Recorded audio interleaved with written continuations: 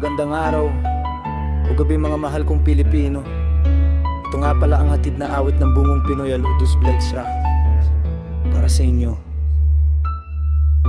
para sa mga boses na pilit pinatatahimik, para sa mga biktima ng baluktot na hustisya. Hindi ito biro, ito ang realidad sa ating kalsada. Makinig kayo. Pagpasok sa hukuman, pilak ang batayan. Kung sino ang may pera, siya ang may katwiran. Ang tunay na suspek, nakasuot ng barong at nakangiti. Habang ang mahirap sa rehas ay pilit na nagigiita. Pabaliktad ang kaso, ang biktima ang nakakulong. Ang katotohanan ay pilit ibinabaon sa bulong. Sila naghahari, sila ang nagmamay-ari ng totas. Habang ang maliliit sa kawalan ay pilit na tumataka. Gising na Pilipinas, huwag nang pumikit sa dusa at hirap, huwag nang kumapit. Tao ang hari, ang sambayanan ang lakas. Tayo ang lilikha ng mas maliwanag na bukas. Huwag magsiraan, huwag magapi sa kapwa. Pagkakaisang susi para tayo ay kumingawan.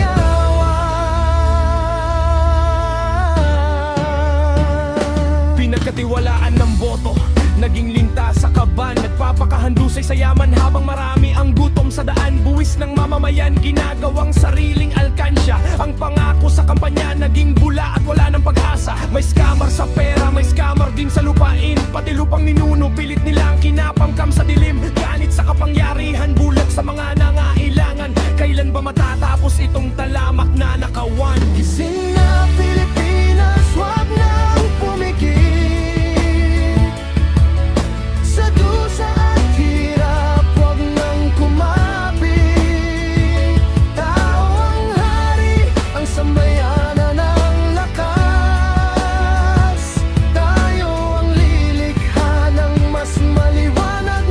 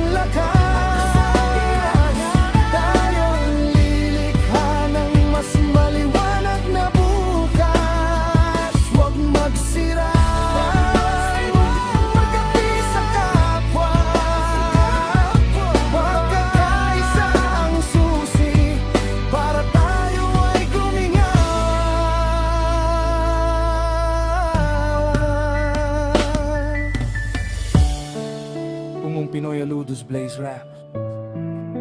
Ang awit na ito ay hindi lang liriko. Ito ay mitsa. Mitsa ng pagbabago na magmumula sa iyo. Sama-sama tayo, Pilipino. Ang tunay na kapangyarihan ay nasa pagkakaisa. Isang dugo, isang diwa,